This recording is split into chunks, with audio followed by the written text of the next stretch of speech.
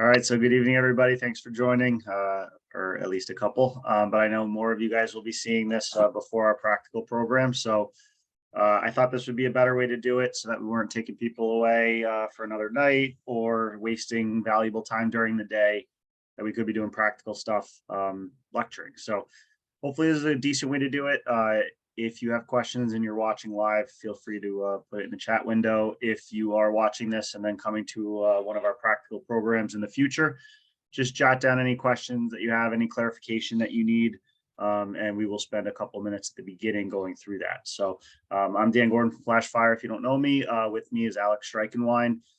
So he is one of my lead shoring guys and an excellent resource on not just the how to shore, but the why we shore, the kind of the science behind it. He's a structural engineer, so he can give a lot of the more technical answers when we talk about loads and why shores are built the way they are in wood. And we'll get into a lot of that stuff. And then hopefully once we get the practical, that will kind of tie everything together. So emergency shoring and everyday collapse emergencies. This is a program that it kind of started out as just shoring and kind of realized that, no one wants to bang nails and into wood all day. And so it's morphed into kind of some realistic scenarios. There is some wood shores involved. There's a lot of strut shores involved. There's some lifting involved. There's some stabilization involved. So hopefully it'll be well received and you'll have to do some thinking outside the box.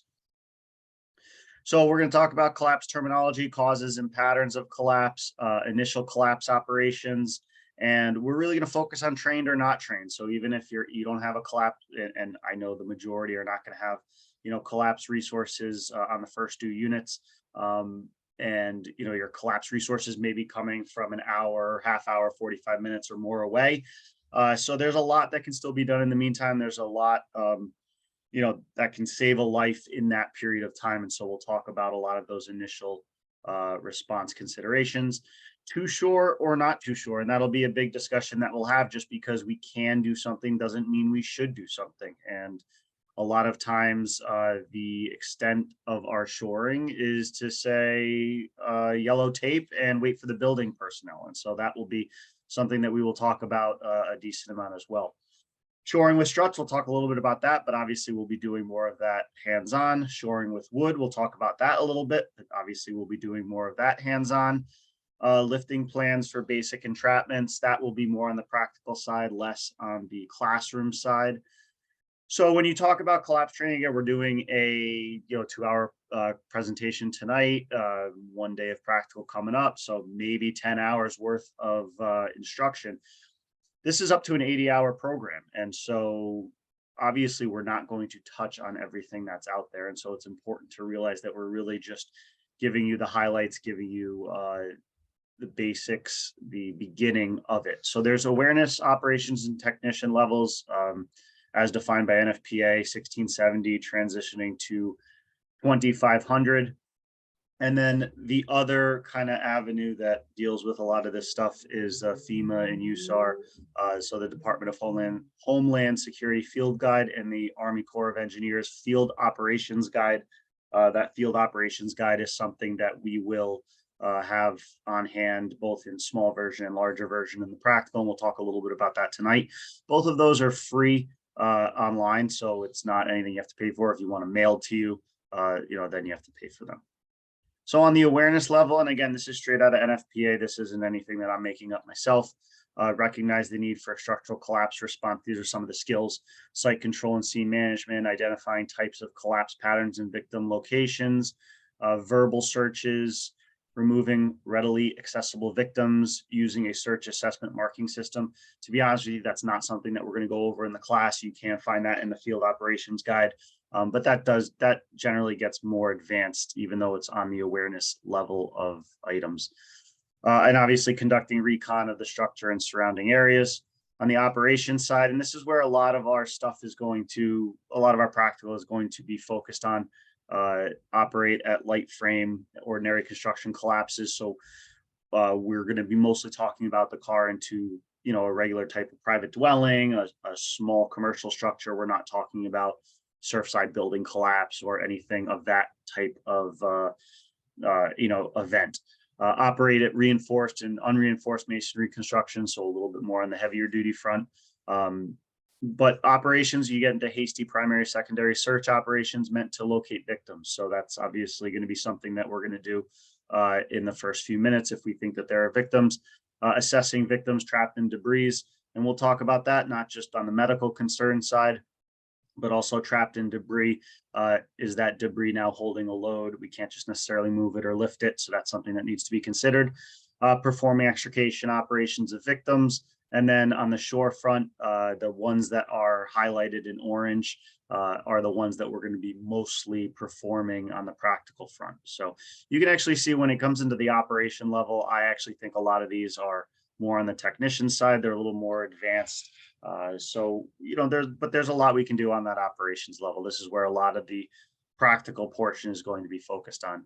And then just you can see from the technician level skills, lace posts, and the bottom line with the lace posts, slope shores, those are not just for sloped floors, but they're for heavy, heavy load construction. So we're not talking about regular wood frame structures anymore. So Alex didn't like this in the middle of PowerPoint. I agreed completely, but it's something I like to bring up, and I'll bring it up at the beginning so it doesn't throw off the flow, if you will, but just terminology. And so, we know that we could have a mayday on the fire ground, but we need to just be mindful that not all of our communications get across correctly the first way. Things get cut off. And so generally, I would say it's fairly well accepted that if we're going to use the term collapse for anything on the fire ground, it should deal with a structural collapse.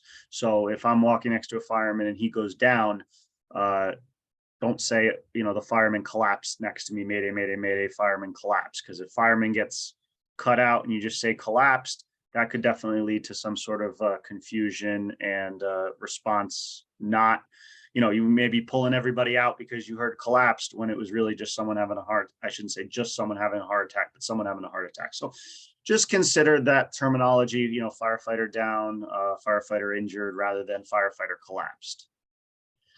So how shoring works, and I moved this slide up to the beginning because some of the theories that we talk about at the beginning, I think showing this at the beginning will help out a little bit more.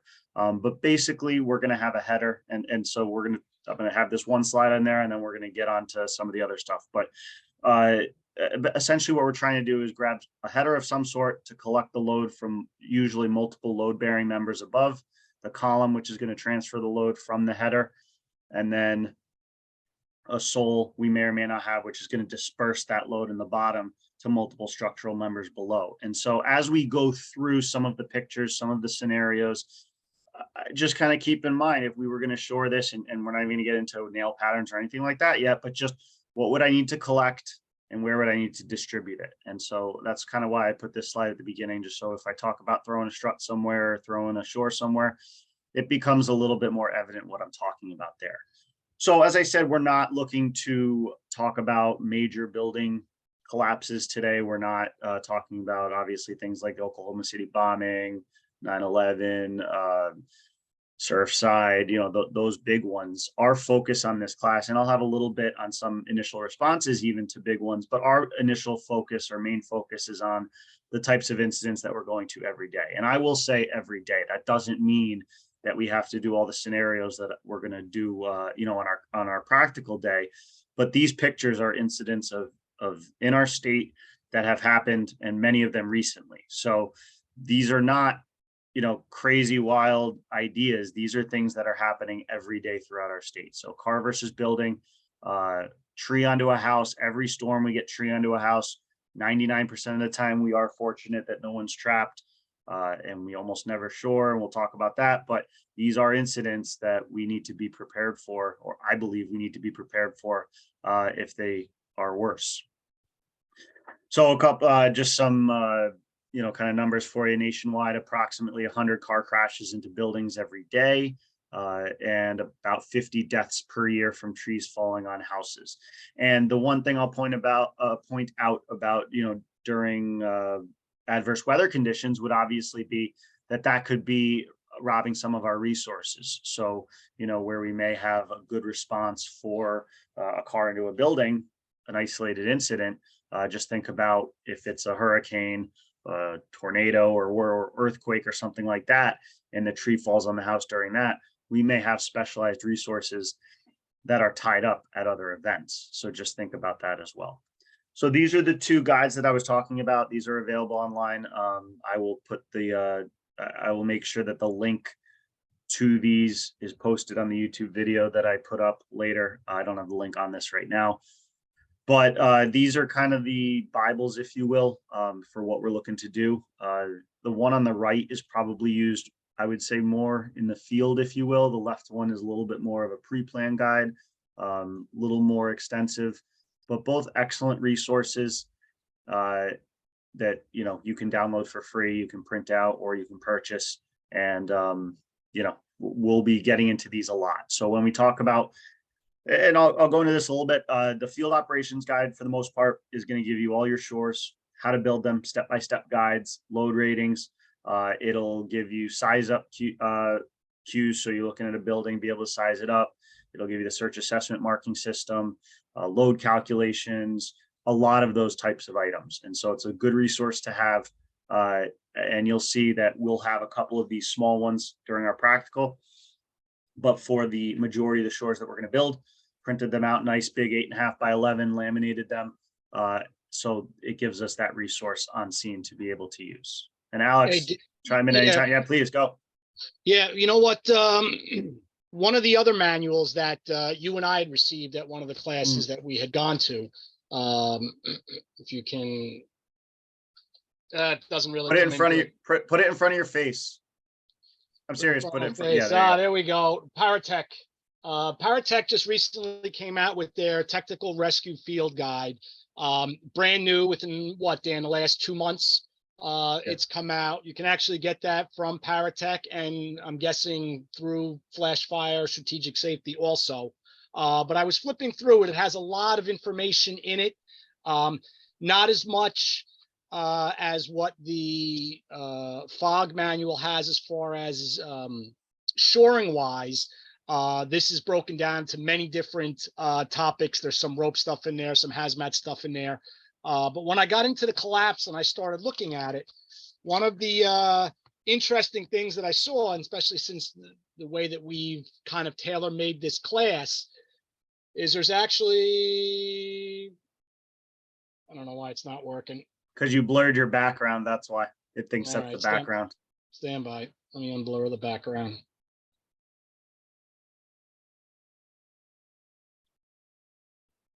There. You can see what that is. They actually have gone through and did a whole estimated weight of fallen tree, whether it's on a vehicle. This one just happens to be on a vehicle. So good information that's in there. I thought that was very interesting, especially pertaining to the class that we've been doing, common emergencies. And there was another picture in here. It breaks it down just like our FOG manual does as far as the different types of shores, gives you the weights of different types of loads that are in there. The pictures are very easy to read. I think a lot better than some of the stuff that's in the FOG manual. And being that this is a Paratech guide, it also gives you the different names and locations of the different connections that need to be made when you're doing shoring with Paratech. So I thought that was pretty cool. It's something that just came out a couple months ago. Couple bucks from Paratech. Cool, thanks. Yeah, absolutely. We'll have that on site for the practical. So causes of collapses. So we're going to these collapses. What causes them? And that's something that we're not always going to know right away, obviously. But if we have an idea of what the cause was, we may be able to predict what the pattern may be. We may be able to predict where our victims may be. We may be able to predict the likelihood of a secondary collapse. So the secondary collapse being a big one, because that's obviously the time that, could potentially jam us up. The initial collapse is going to obviously affect who's ever there, but a secondary collapse most likely, if it occurs, will affect us. If it's a terrorist attack or something, then we're worried about a secondary attack. If it's a earthquake, we may be worried about aftershocks. So again, just kind of having that little size up point. If it's a hurricane, obviously ongoing wind would be an issue. Again, possible number of victims. So if we're talking about a collapse caused by a overweight, overloaded, then obviously I'm thinking more victims, MCI type thing. And then depending on type of building, potentially, a hazmat incident as well. So these are some of the common causes of collapses, explosions, and explosions could be accidental or intentional. Obviously, the explosion initially is going to be an issue for collapse, but then subsequent explosions, if it causes a gas leak that then finds another ignition source, an intentional explosion, obviously, then we would be concerned about, I know, in the city, we're always concerned about, is it a dirty bomb, so radiation or something like that, but then any sort of secondary attack. They've found that an explosion followed up by an active shooter gets planned. So these are all things to consider. Overloading is obviously something that we're going to run into. It just happened. I saw an article a couple of weeks ago. College parties, overloading decks, overloading balconies, things like that. Structural aging and deterioration. So that's always a concern, especially in the Northeast, where we have a lot of older buildings that get exposed to the weather on a regular basis. Natural disasters, so that could be anything: hurricane, tornado, wind, water, stuff like that. Earthquakes, obviously. Collision impacts, so that would be our tree into a house, car into a building. And then obviously collapse by fires is something that we need to consider as well. We're always concerned during fire duty that there's going to be some sort of a collapse. Usually we always think of it from the truss side, but regular construction can collapse just as easily. So we have to be aware that that is certainly a hazard that we need to be ready for. So a couple collapses or collapse incidents that occurred in the city here.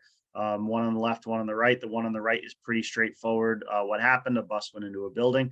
The one on the left, I'm not saying if I pulled up to this, I would be able to pick this out, but what do you see that's on the left that kind of tells you a little bit about what happened? And that would be the door up in the wires there across the street. So here you get a report of a explosion inside the building, and you see a door in the wires across the street. So right there, that it was a projectile, which probably leads towards some sort of explosion. So that's a size up point that you may or may not see, or someone may see it later and needs to point it out. So that ended up being a natural gas explosion. This obviously a bus into a building. So this Baltimore, Maryland, you'll obviously see what happens here. Police chase gone bad as that front of the building comes down. And we'll talk about it tonight. A lot of the initial things that you're going to do here is just going to be with your hands, right? You don't need specialty equipment to move bricks off of a car. You don't need specialty equipment to clear that area and see if there's a victim there. Sure, you may need a hearse tool once you gain access to the car. But a lot of these initial response considerations that we have are going to be fairly straightforward, regardless of the type of rig that you operate on. Obviously, in this case, I would be very concerned with a secondary collapse, though. If this initially came down and now this right here is leaning over while we're standing here, that would be a big concern. But let me tell you what, and Alex, correct me if I'm wrong, looking at this, there's really not much we can do about that. Certainly not quickly. So we're going to have to make that decision if we're going to operate or not, depending on the life safety. So then tree on a house being another major one. So, we do run into these incidents. We have tree on a house all the time. Question is, how extensive is it? Is there entrapment? So this was one that happened very recently in Atlanta. A little bit different of what I think of when I hear tree on a house, but of the same type of thing that you have to think about. A tree on a person on the ground, yeah, it might be a little bit of a tricky lift because it's a cylindrical object, but we're on the ground, so we have good access to it. We have a solid footprint to lift off of, even if we need to distribute our weight.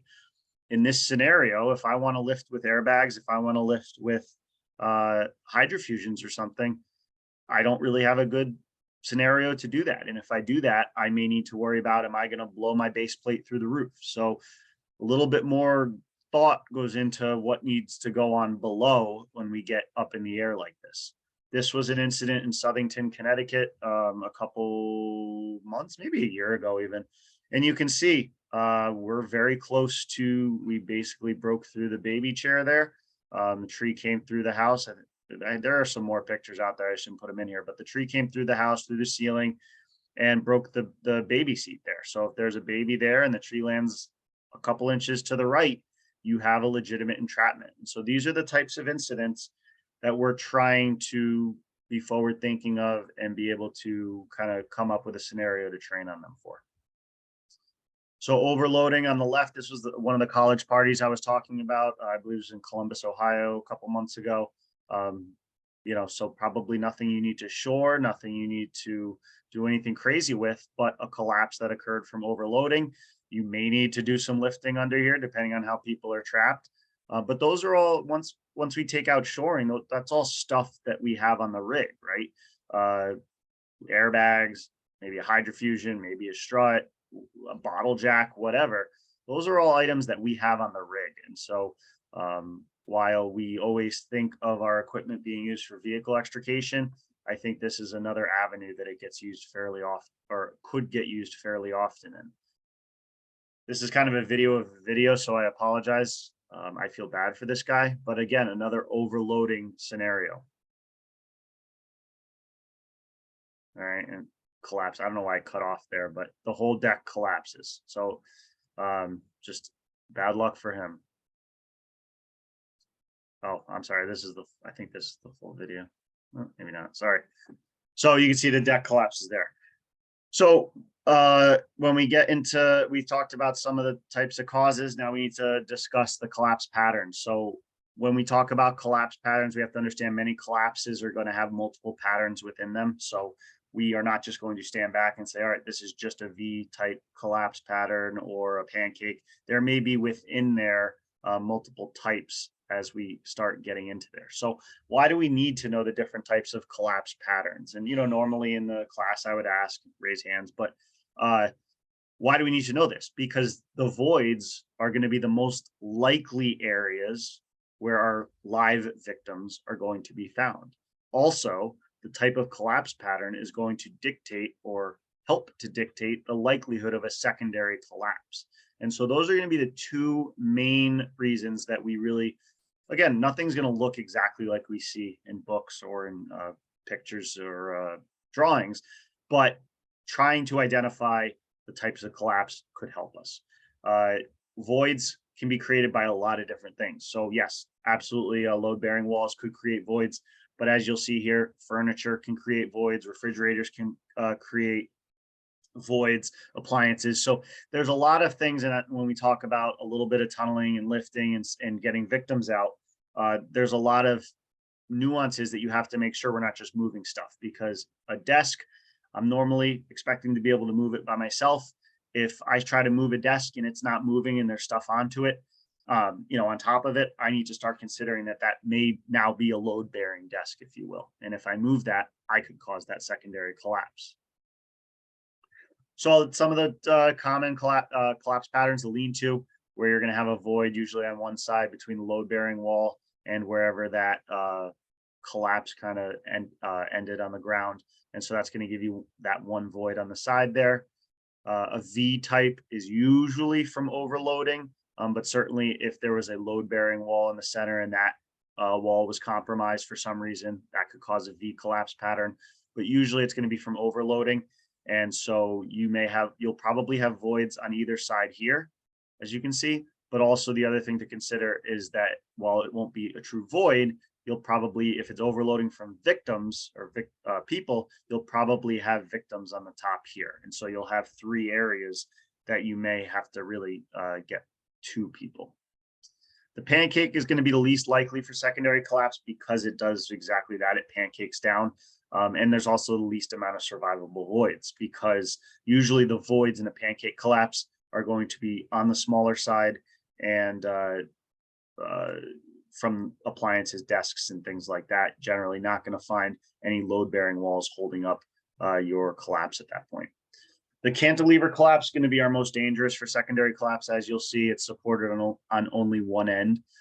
So that's definitely something, if we see that, that needs to be communicated, and we need to be aware of that type of collapse pattern, so that if we have to operate below it, we're aware, and we have a area of refuge to seek if things start to go south. The A-frame, kind of the opposite of the V, where you have a load bearing in the center that's holding up your load, but the two outsides came apart. So again, two likely voids to access for victim removal. All right, so what are some things we're looking at? We're operating. What are some signs that we may have a secondary collapse coming? So, and as we mentioned, the first thing might be sizing up what type of collapse that we have. But after that, now we're operating, thinking about what caused that initial collapse. So aftershocks, if it's an earthquake, aftershocks, strong winds, so some of those types of things. Obviously, most places aren't going to have subways right near them, but if you have trains near you, if it's a construction site with a construction accident and there was a collapse, and now there's a big excavator that's trying to continue to do his work a couple 100 feet away, that's probably an operation you want to shut down at that point, so that he doesn't create any sort of vibration that causes that secondary collapse. Obviously, walls out of plumb, doors, windows not opening, closing properly. I'll go back to that one in 1 minute. Noises is obviously going to be a later sign. You hear wood start to crack, and we'll talk about that when we get into the shoring as well. So when we talk about doors, windows not opening, closing properly, is kind of, and Alex kind of explains this one really well. But why would that be a possible sign of a secondary collapse? Because normally, assuming a door and window is installed properly, it's going to open and close fairly easily. Well, if that window or door is now racked and not able to open or close, that tells me that the building moved a little bit. So, Alex, you kind of talk about that from the perspective, I forget what kind of, I don't call it a case study, but an incident you went to, talking about that. Yeah, not only is it the possibility of signs of a secondary collapse, but in this case of, if you want to call it a case study, it was signs of a imminent collapse, being that when the first two units entered the building, 3-story brick and joist, heavy roll down gate. Was a commercial on the first floor, residential on the second and the third floor. And when they entered the building and started up the stairs, one, it was almost 100-year-old building, so the stairs were on an angle anyway. So that's something you have to know the buildings in your area. Is that something that just occurred, or has it been like that for years? But as they proceeded up the stairs to search the building, basically the call came in as that the building was shaking. So they were looking for and evacuating the building. It was during one of our major hurricanes here in New York City. Heavy winds, strong winds. There is a video out there on it. As the units were searching the building, from the moment that they got in till a couple of minutes later, they noticed that the doors that they had entered to get into the apartments, as they were coming back out, were not closing properly. And they could see that they started to rack. Within 5 minutes, the front of the building collapsed into the street. They were able to come back out the front door, but it was one of those things. Walls were out of plumb, windows were out of plumb, door jambs were out of plumb, and they weren't that way when they went in. It was something that occurred while they were operating, and something that they had noticed. Great. So hierarchy of structural elements, and I changed the wording on the right hand side here, but just realize that our building components obviously play a part in how, as building components get damaged, that's going to play a part in how stable the structure is going to be. And so we need to identify what is actually taken out. So a car into a building, that's great. That sounds serious on paper. But if the car just went into a storefront and it just knocked out a window and the window frame, the aluminum window frame, that may not have taken out any part of our load bearing structure. versus a car going into and taking out a column or a bearing wall or girders. So, we'll talk about that a little bit more as we get into the shoring side, but just keep in mind that, we want to identify what the object hit, what is actually compromised. If it's just the decking, the structural stability may still be intact and it's just that one little area. Do you have anything on this, Alex? I kind of. Yeah, sometimes you get a misconception when you see that decks or decking. That's basically the flooring material that's put on top of the floor joists, which is another word for beams. So that sometimes is the misconception. Decking is just the plywood and or tongue and groove, depending on the year of the building that they may use. And then, of course, you have tile and carpeting and everything else that goes on top of that. So just keep that in mind, that when it says decks or decking, it's not actually an outdoor deck. It's actually the floor material inside the structure. And when we're saying most structurally integral to least, we're just saying if one single beam gets compromised, you're probably not going to have a catastrophic collapse. Whereas as you move up this list, Correct. if you have a compromising of a bearing wall substantially enough, you will potentially have some level of collapse. Correct. So now I want to get into the initial response. So I put in regardless of training and equipment. I will put in essentially regardless of manpower. I will put in many ways, regardless of the type of incident. These are the things that have to happen within that first few minutes. And I'll say, even if a heavy rescue company with all the trained guys of USAR show up, they're not pulling out wood and building shores in the first 5 minutes. And so these are the things that have to happen regardless. All right, so set yourselves up for success, just like we do on the fire ground. We establish a water supply, we position our apparatus. These are some of the little things that we're going to talk about that will set you up for success down the line. If this becomes an extended operation, this will make it much more fluent as we go through. These guidelines, as I said, everything from car into a house to complete building collapse. And just like a fire, you're going to modify them. So don't write this down and say, hey, this is our must to do at every single building collapse. But these are all the types of scenarios or the types of things that events that need to get done at these incidents. So apparatus placement, leave room for the later arriving apparatus with specialty equipment. As you guys are going to start schlepping this stuff around, you'll see it's heavy, right? So especially if we don't have a ton of manpower, we want to get our equipment, our specialty equipment, as close to the incident scene as we can. The aerial tower ladder, I know, maybe it's a rural department that doesn't have that coming right away. But certainly if we have an aerial, preferably a tower ladder coming initially, we want them right in front, okay?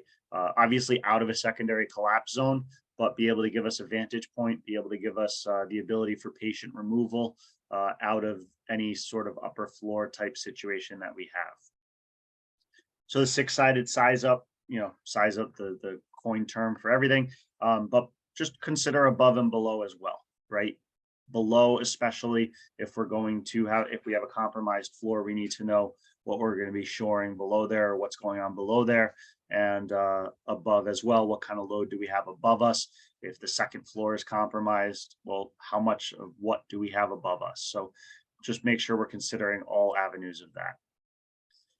Water supply and precautionary lines. So I would say generally, and this may be manpower dependent, but at least have a water supply established if you have one available, and consider stretching precautionary hose lines. Again, if we have a rupture of a gas service, if we have fuel leaking, any sort of building collapse type incident can lead to fire. Now, we wouldn't want to just randomly put water on if we don't have a fire. We're not going to be proactive with it. Obviously, what does water do? It can collect in voids, and if we have victims in those voids, we could potentially drown them. So we're not necessarily going to use the water, but we do want it available, ready to go. Utilities, huge aspect of this. All of them, get them all coming. Doesn't matter. You can always turn them around. But we know what their response times are for some of this stuff. Electric, we may not be able to access the breaker box. Gas, we may not be able to access the meter. So get them coming because you may need them to operate in the street to shut these items off remotely. So I added this slide, initial equipment, iron, 6-foot hook, sawzall with wood cutting blade, and tape measure. Regardless of the type of apparatus you work on, you can bring this stuff in with you. Tape measure, okay, if you don't have struts, maybe you don't need a tape measure, but the irons, the 6-foot hook, that's all standard stuff that we're going to bring with us anyway. I will say that the sawzall is a very useful tool, particularly, and I didn't put it, but battery operated sawzall, very useful tool in collapse incidents. And again, we're not going to be cutting away any structural members or anything that has a load on it. But if we have a piece of loose wood in the way, if we have decking that we need to cut through, something that's non-structural, and we need to gain access, that sawzall is going to be a tremendous asset for us. So the tape measure, once we get into struts, once we get into wood, having that tape measure, having a basic idea of the length or height of what you need for something is going to be essential.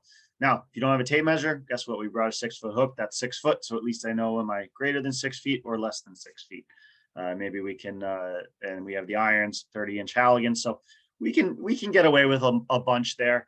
But if you're going to set something up, I would say that the sawzall and the tape measure are definitely a couple things to add to your cache for some of these incidents. Alex, anything else you guys, I mean, I didn't show you this slide, so you can tell me if I'm full of shit too.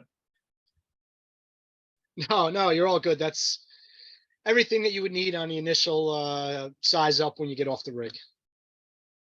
So our initial operations, regardless of the incident, is going to be removing surface victims. So as much as we're going to, in the practical, we're going to be lifting, we're going to be shoring, we're going to be doing fun stuff. We always want to get the low-hanging fruit. Those surface victims, get them out of there. Once we get them out of there, we can put them in the hands of EMS. We can get them out of the secondary collapse area, and we can start a primary search of the non-collapsed areas as well. So in this scenario, any surface victims I have here, let's get them out. Let's get them transported. Let's get them into Stokes and get them out. I can do primary searches of these adjoining areas very quickly. Remember, we're not in a fire environment. We're not on air. I have good sight, maybe some dust, but I don't have a smoke-filled, zero visibility condition. So my primary search of these buildings, I mean, should take under 5 minutes. And so I can get that done, get the low-hanging fruit out of there, say, hey, my primaries are done. Now I can concentrate on victims that are potentially trapped or in voids underneath there. So those are some of the things, everything I just said, you don't need any special equipment for. You could argue you don't really need much special training for it. We haven't lifted anything. We haven't shored anything. We're just using our hands and our eyes. We can call out for victims, listen for victims. They're probably going to be screaming. They're probably not going to be quiet until we call out for them.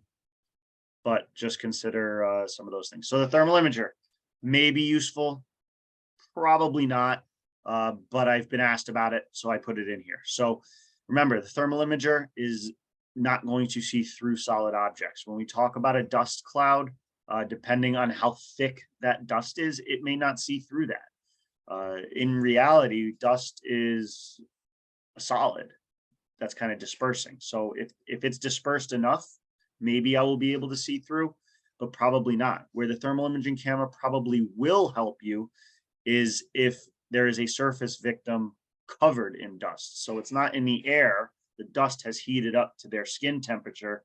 And if everything's the same color, meaning color eyesight, not color in a thermal imaging camera, then most likely the heat signature of that victim, if they're a surface victim, will stand out. But if we have a dust cloud or a smoke cloud, it may or may not see through that. Meters, always something to consider. As we mentioned, what caused the collapse, or even if it wasn't the cause of the collapse, what is the likelihood that the gas line was compromised during the collapse, the propane line was compromised. So definitely if I'm going into voids, I would certainly say by definition a void is a confined space. And if I go into a confined space, I want a meter on me. So bring your 4-gas meter with you, bring your gas sniffer with you, find out if we have an issue. And is it natural gas or is it propane? Obviously, natural gas is going to disperse up and propane is going to come down and settle. And so that could definitely play a part of what our likelihood of a secondary, I'll just call it incident, would be.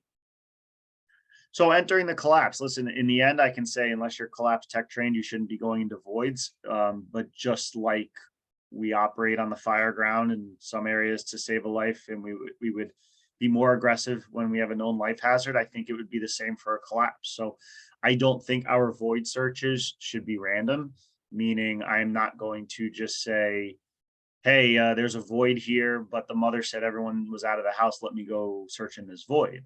But certainly if I have reports of people trapped, or I can hear someone screaming and I see a void that I can fit in, I would say that that would be a good risk versus reward situation to start entering that void. So with that, void searches, we're looking for live victims. Remember, we're only removing loose debris.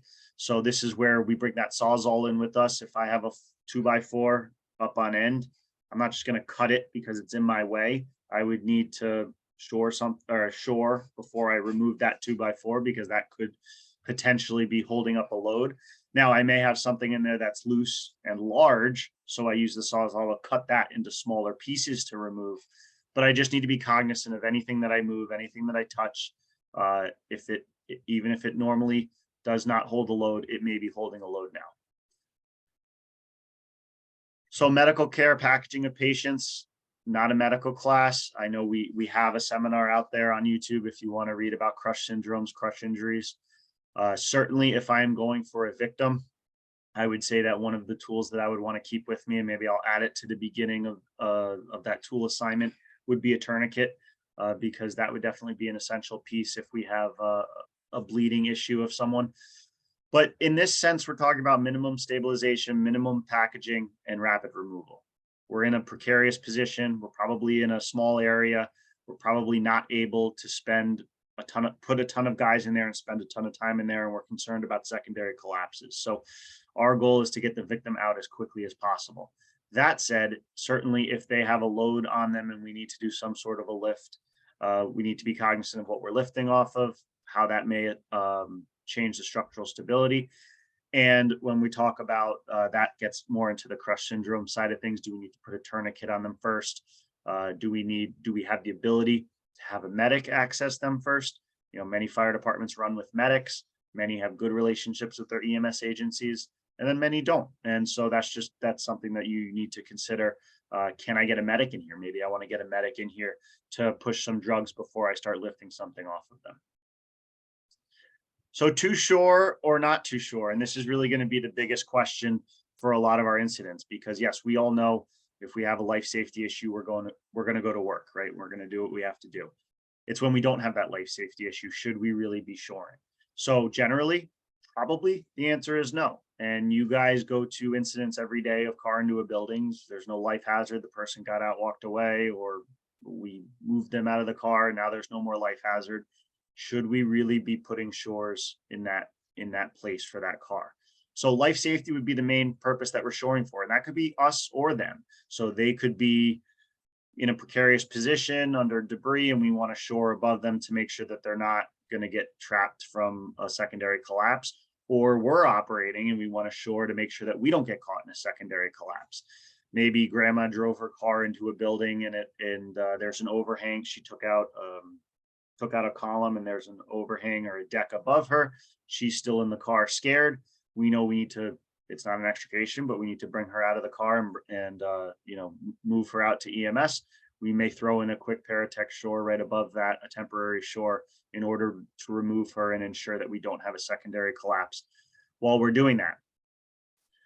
We also may shore because of another agency operating in a collapsed or compromised area. And so I'll give you a couple examples of this.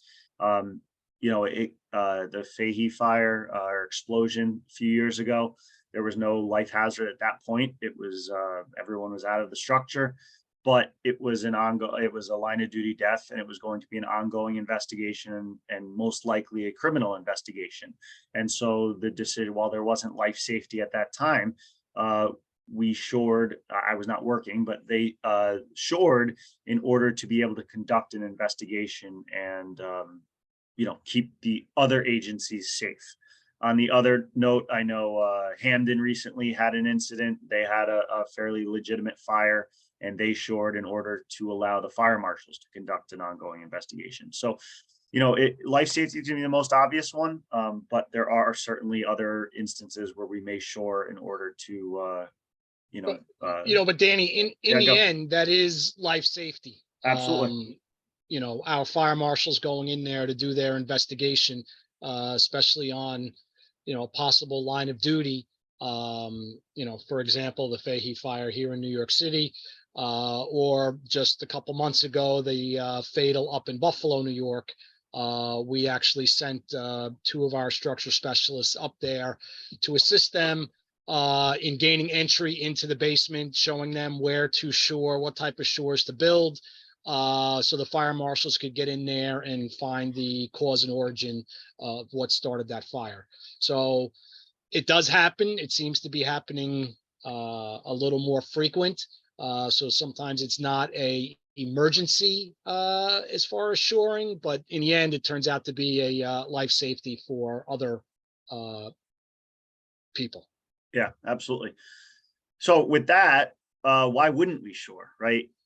Because we can, right? Hey, we got those Paratech struts. Let's put something up there. If there's no life safety, or we're not going to shore to allow a building to be reoccupied. And so we'll talk about this a little bit more, but I kind of equate this to a car accident. We have those fancy struts, the fancy airbags and all that. If I pull up and I have a car on its side and everybody's out of the car, I'm generally not throwing struts up to stabilize that vehicle. Now take that exact same accident, but I have two people trapped in there. Now I'm throwing up struts and stabilizing that. So you can have the craziest accident in the world. If everybody's out and there's no life hazard, we're generally not doing much to stabilize it. Now we have a car teetering over the embankment. Yeah, probably whether people are in there or not, we're going to tie it off to keep it from falling off the side. And the same could be said for a building. If we have a column that's out and we can see a porch starting to move and we think it could cause a secondary collapse that could cause more damage or maybe take out a gas line, then by all means, maybe we throw a shore. But it's something that we need to consider because as we'll talk about, once we put a shore in, we own it. We'll get to that in a minute. All right, so assessing structural stability. A lot of these incidents we go to, car into a building, everyone's out when we get there. In the end, it's not our job to determine if a building is safe for occupancy. Whether you're a career department or a volunteer department, regardless if you have someone that's a contractor or a building engineer working, he should not be determining that that building is safe. I'll use Alex as an example. It's kind of like med control, if you will. If he's not the building engineer of that department, you're Goshen, right? So if you're up there, you may be able to assess it from the stability standpoint for firefighters operating, and you may be able to say, yeah, this building's safe to operate. But Alex isn't going to give the go ahead. He's going to call in the Goshen building department in order to make that determination. Our job, again, is life safety. The majority of these incidents are simply going to be taping off the area and awaiting the building department and making it safe. So that's something that we really need to dial in on and realize that just because we can do something doesn't always mean that we should do something. So we talked about now, if we are going to try and maybe determine structural stability for the sake of our safety, again, some of the things going back is very similar to secondary collapse. What caused the collapse? What's the likelihood of a secondary collapse? Now, if there's hanging or unsecured debris, potentially that may be able to be removed. So for example, if the building, we assess the building and we say, hey, it looks like all the structural members are intact, but there's this, piece of metal that's hanging off of the front of the building that's over the front door. Well, that becomes a hazard for people that maybe enter or exit the building. So that may be something that we cut down. So, and that goes back to, again, having the tower ladder or the aerial in close proximity to the building so that we can gain access to those upper areas. This is really the important part to remember, though. Once we install a shore, whether it be a Paratech shore or a wood shore, we own it. And so if we felt the need to put that strut in, we can't just generally take that strut out. We would need to replace it with wood at that point. There are times where maybe we put the strut in and the building engineer says, you know what, you didn't really need to do that. You can take the strut out. But assuming that we did need to do that and we put that strut in, we probably don't want to leave behind our Paratech struts, and therefore we're going to need to replace it with wood. I have friends that work in various cities that say, yeah, we can drive around our first due area in the ghetto and see shores that were built 5 years ago. So that's not what these wood shores are meant to do. They're meant to be temporary shoring, even though they're more permanent than putting a strut in. They're still meant to be temporary shoring until a formal repair can be conducted. And so if we're putting that wood shore in, and in 5 years that wood shore is still there, well, if something happens, they're still going to come back on the fire department. Alex, you want to add anything on that, or is that pretty? No, I think it's pretty accurate. I have been at a collapse up here in New York, Poughkeepsie, New York. We were activated to go over there. A tech rescue team from the state was already operating, 3-story mixed occupancy. Part of it pancaked. They had a number of their rescue guys working in the basement building shoring, and they had guys on the first floor building shoring to try to shore up what would be the second floor, which had the roof and a neighboring 4-story part of it collapsed on it. When we got there, we did our assessment, and we determined that there was no life hazard. Why were they still continuing to build shores on the inside? And it was brought to our attention that they were going to remove the Paratex that they used to remove the one victim. We stopped all work. What is the life hazard at that point? The life hazard is us. Was it worth it to go in there and put ourselves in that danger just to remove? Yes, struts are expensive. I get it. But you just got to watch with what you're doing. And as far as if you're going to use the Paratex for a quick shore in the beginning, and you definitely want them back, then you don't want to be there an extended operational time and get some temporary wood shores up and then remove your Paratex. Yeah.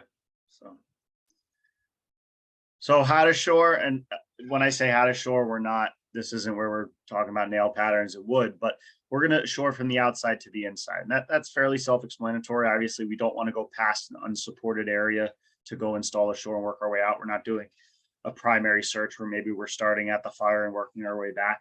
We want to start in the safe area and make sure that as we proceed forward, we are keeping the area that we are working under safe. In this focus, life safety, it goes on both ends. It's for us, and it's to be able to access the victim in order to save their life. The idea with shoring is quick and temporary, specifically when we're talking about the Paratex struts.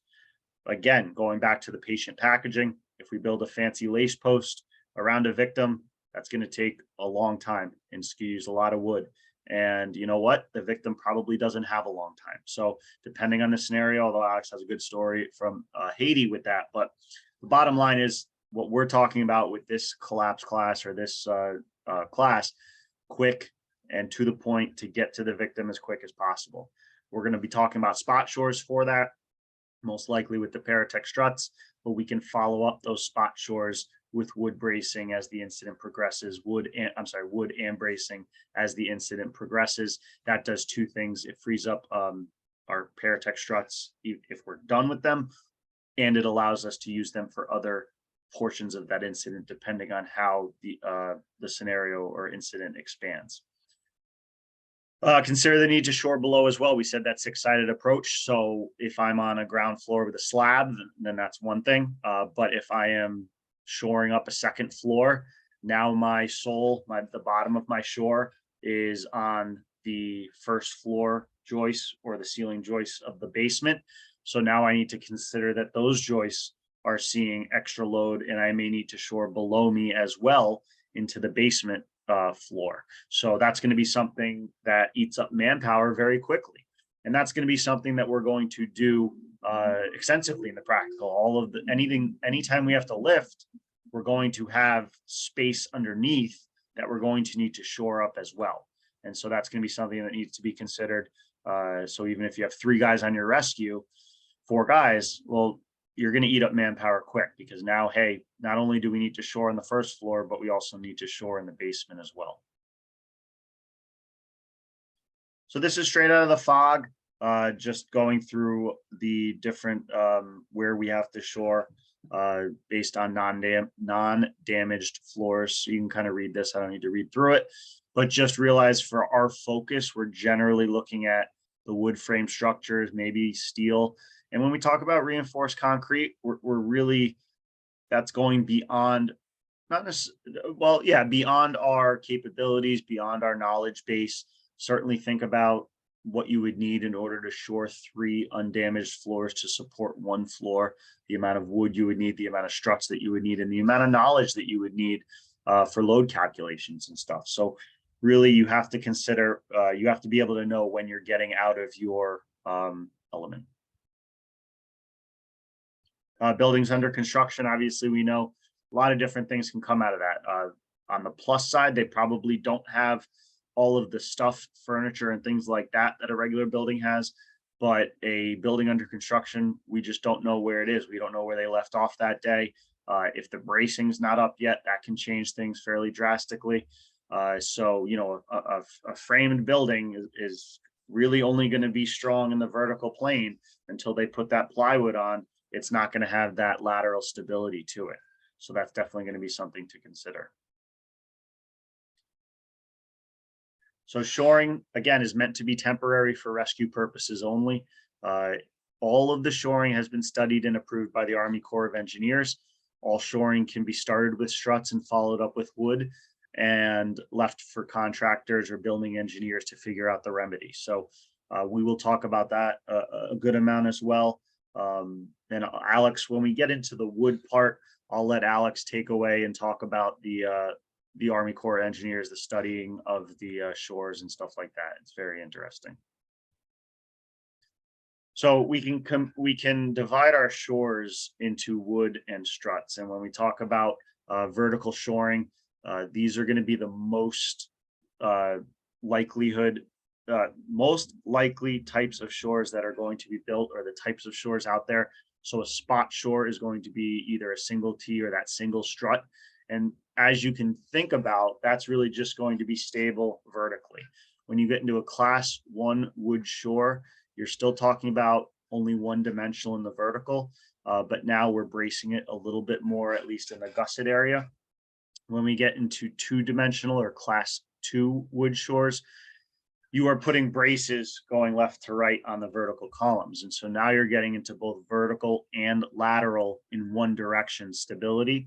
Class 3 wood shores, which we are not going to do, would be a lace post, and that's going to basically be 3-dimensional. So vertical, a vertical shore, but also lateral in both directions.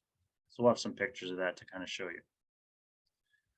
So as I mentioned, I probably said it one slide prematurely, we can break our shores up into wood and struts, our class 1s and 2s and 3s shores. So when we talk about struts, some of the advantages with using struts, and this doesn't have to be Paratech, it could be Air Shore. Rescue Jack doesn't have quite as many capabilities. Obviously, we're going to be using Paratech for our shoring. So shoring with struts, very strong, quick and easy, very adjustable. Can be a single strut, so that one single strut, very similar to a single T, or it can be multiple struts like a 2-post or 3-post vertical Paratech shore. We can also use larger bases and no sole depending on the ground that you're on. So this will be more in the practical, but as we mentioned, if we need to distribute that load at the bottom, we may need to use a 4x4 sole. But if we don't, if we're on a slab, if we're on the ground, we may just be able to use a large Paratech 12-inch base plate right on the ground, or use an aerial pad to help distribute the weight.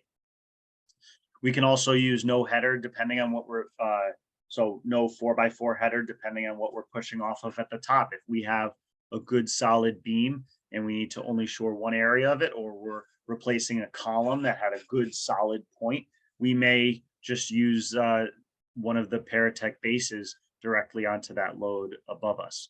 And again, more of that, I'll say it the last time, but this will become more evident once we do the hands-on portions. What's nice about the Paratech struts is I'll go back to that quick and easy and very adjustable, and then we can transfer it into a wood shore. So without even taking the Paratech struts down, we can transition into a wood shore and never worry about taking our shoring out. So basically, we seamlessly transition from a Paratech to a wood shore. Everything's going to be situational dependent. All of those different scenarios that I just talked about, header, no header, sole, no sole, it's all going to be situational dependent. And we'll be able to go through that more during the practical portion. So when we have Paratech struts, we can break the Paratech struts into gray or gold, Acme thread, or longshore. The reality is both of them are using Acme threads. The big differences are that the gray struts are using a 3-inch tube. The gold struts are using a 3.5-inch tube. The gray struts, the Acme threads are making contact in 2. So there's 2 threads on there. And in the gold struts, there's 3 threads. So more contact area. Everything we talk about with struts, everything we talk about with airbags is contact area, contact surface. So struts, both gray and gold, are extremely strong, up to 20,000 pounds with a 4-to-1 safety factor. So that'll be labeled on the, put all this so you guys can read as I talk. That will be labeled on the strut, the 4-to-1 safety factor. It'll also have a 2-to-1 safety factor. These are the exact same struts that are used in vehicle stabilization. We're just using many of the different bases and heads for them, depending on the situation that we're working with. A couple things about the safety factor. Everyone always asks, why is there a 2-to-1? Why is there a 3-to-1? Why is there a 4-to-1 safety factor? You'll actually get a few different answers out there. So I've heard it explained a few different ways. So first, let me explain what a safety factor is. If I'm saying something as a 20,000 pound 4-to-1 safety factor, it means I have a 20,000 pound working load limit with a 4-to-1 safety factor, meaning that the braking strength is 80,000 pounds. If I take 20, multiply it by 4, there's my 4-to-1 safety factor. Saying the same thing is I have a 40,000 pound strut with a 2-to-1 safety factor. Take 40,000, multiply it by 2. I'm still getting 80,000 pounds. I've heard a couple of things why there's 4-to-1, why there's 2-to-1. I've heard that 4-to-1 is meant to be used when you can't really determine your load. So for example, structural stability or structural shoring would probably be one of those scenarios where it's tough to determine exactly what our load is. We can, swag it, scientific wild ass guess it. But in reality, we don't really know what our load is. When you get into vehicle stabilization, I think it's easier to determine what your load is, just because vehicles are marked exactly. And yes, you can have an overweight vehicle. I wouldn't know anything about that, but you can have an overweight vehicle, but for the most part, you know about where you stand. The other thing I've heard is 2-to-1 safety factor for rescue, 4-to-1 for recovery. I just heard that the other day. I've also heard 4-to-1 for building, OSHA for building. I wasn't able to find the written part of that, but that's where some of it comes into play. I would say that if you can really determine what your load is, then 2-to-1 safety factor is probably good to work with. But in a building construction scenario, there's just so many different factors that's probably where you want to lean towards the 4-to-1 safety factor for your loads. The other thing that we can do with struts, so we can put them in vertically for that class 1 shore. Depending on the scenario, we'll go over a couple different variations in the practical. You may be able to brace it as well and make a true class 2 shore with it. That's going to depend on the header, the sole, and the type of bases or heads that you have on the strut. So if you have a 6x6 base on the strut and a 4x4 wood, it's going to be tough to do that bracing. If you have a 4x4 channel or the angle head, you may be able to get away with it. So we'll talk about that. We'll show you some ways to work around that. And then if you do have in your cache the raker kit, the struts that are labeled B, which are both in tension and compression, those can be used as braces as well, B for bracing. And as I mentioned, we can replace these struts with wood to create a more permanent temporary wood shore as well. The nice thing with the struts is we can throw those in and then operate in that area while we build that subsequent shoring. So this is going to be the gray struts that we're talking about. Up to about 4 feet, gray and gold have about the same weight rating. So that's something that a lot of people don't realize. They always think gold for heavy, gray for lightweight. Grays are not lightweight up to 4 or 5 feet. They're about the same. which is 40,000 with a 2-to-1 safety factor, 40,000 with a 2-to-1 safety factor, or 20,000 with a 4-to-1 safety factor. So 3-inch diameter tube, 1, 2, 3 rule. So as we go through this, 1 strut, 2 extensions, no more than 3 feet, length and load charts on the strut.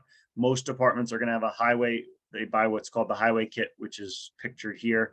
So that's going to give us that 37 to 58 inch strut as their longest strut and 3 feet of extension. So that's going to give you about 8 feet of height plus the bases. So just consider what can we shore with that. If we have a full height ceiling, we're probably going to come up short. All right. And we'll talk about a couple workarounds there in the next couple slides.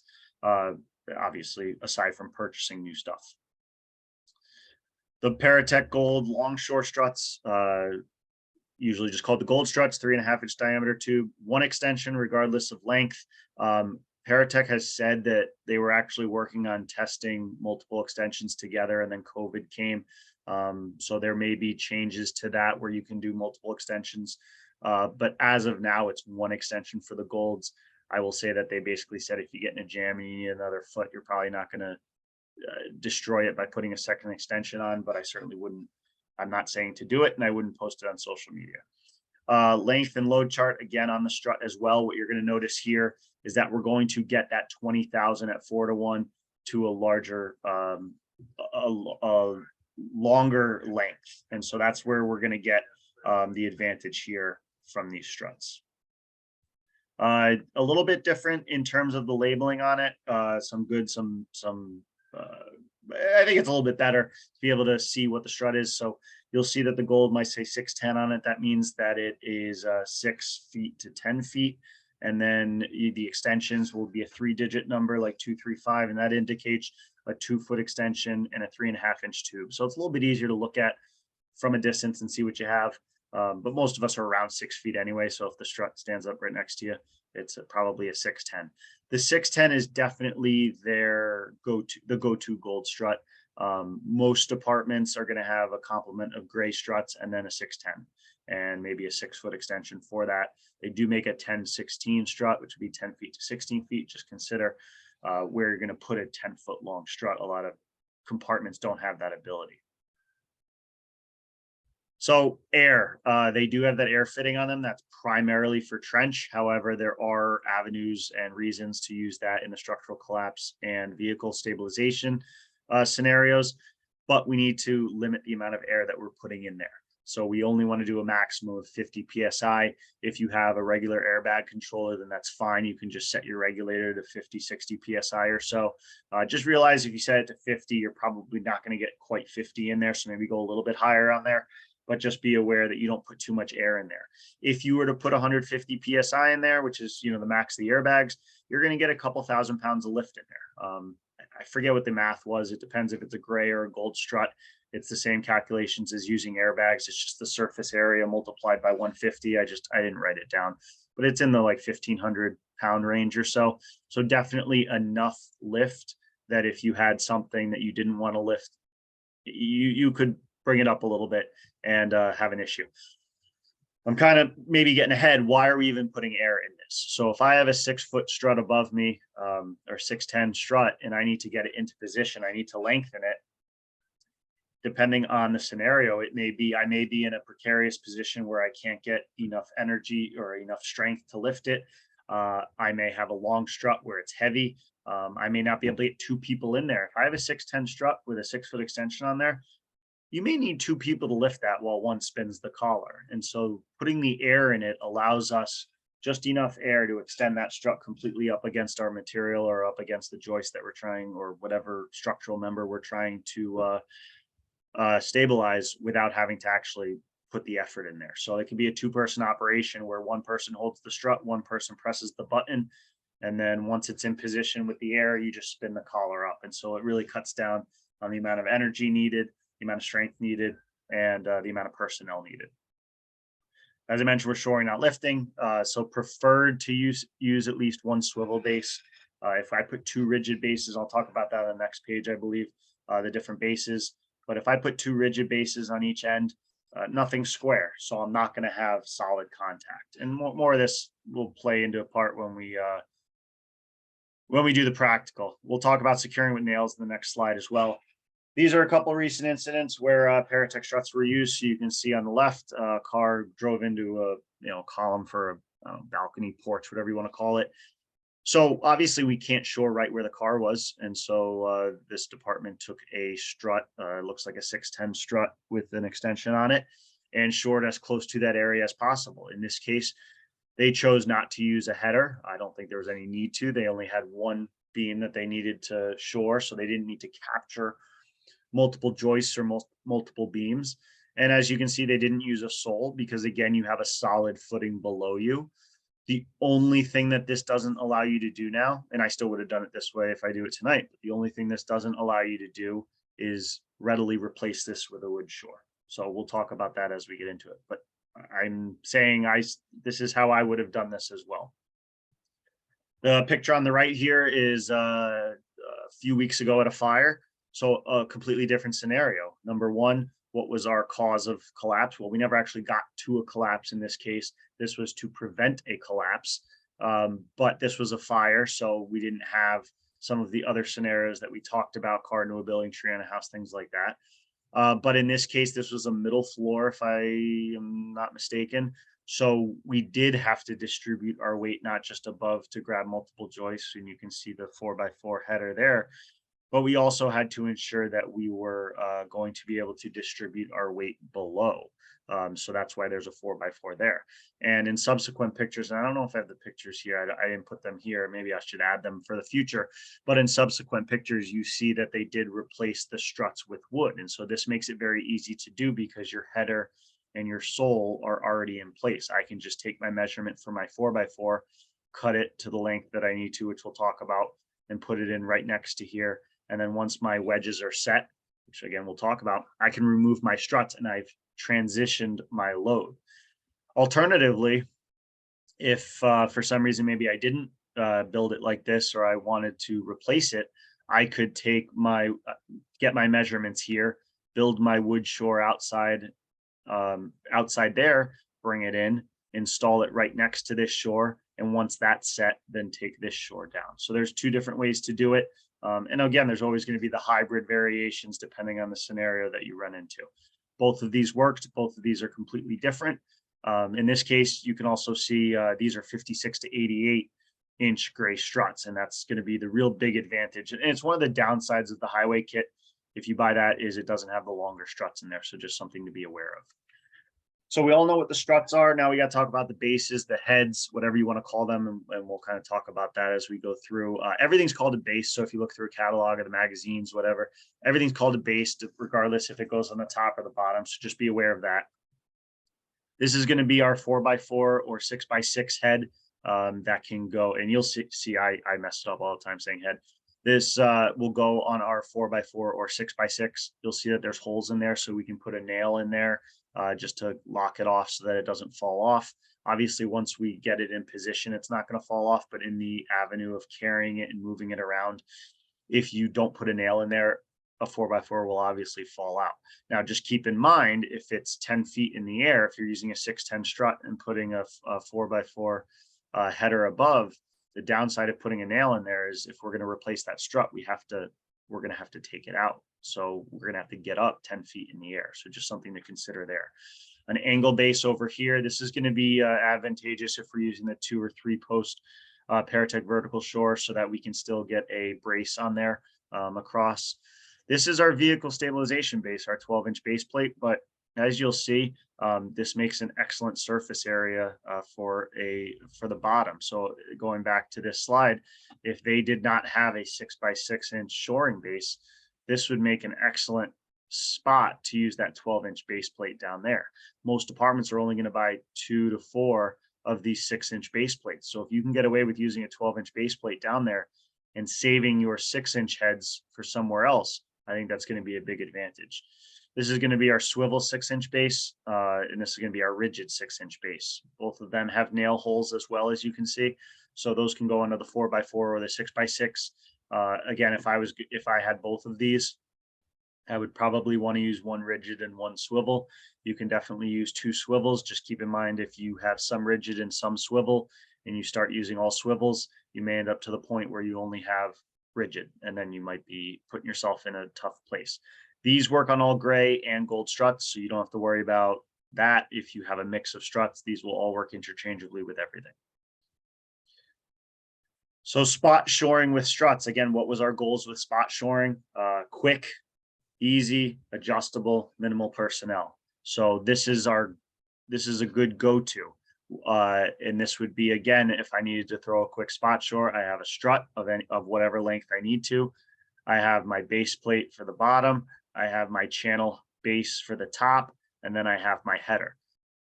And this could be done in many different ways. I may not have a header. I may not have channel bases. This is just one example of how I have this set up.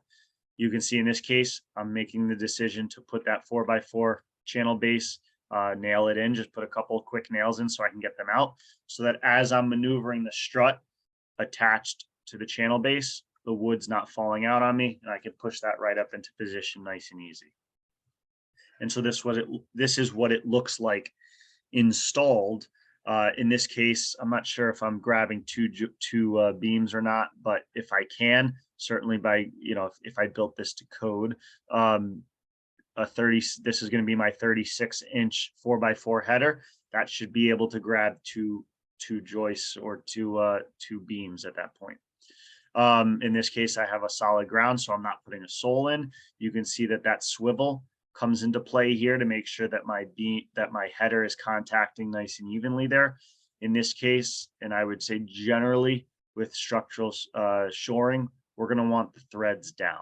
So in this case, could I reach up? Absolutely. But just start to consider when I have my gold struts, now we're talking 6'10", so 6 feet to 10 feet. I may not be able to reach that high. So keep the threads down so that we can adjust that and get those nice and tight. All right. It's kind of just what I talked about there. If there are any questions, just put them in. All right, so thinking outside the box, there's a couple of things I'm going to bring up with this picture that I like. There's only one thing that I had a question about, and I don't have the whole story, and so this isn't meant to be a Monday morning quarterback or anything. But obviously you have a car that drove through, and I'm going to assume for this scenario that you do have a life safety. So I'm not even going to address that part. Did we need to shore? But I'm just going to say there is a life safety.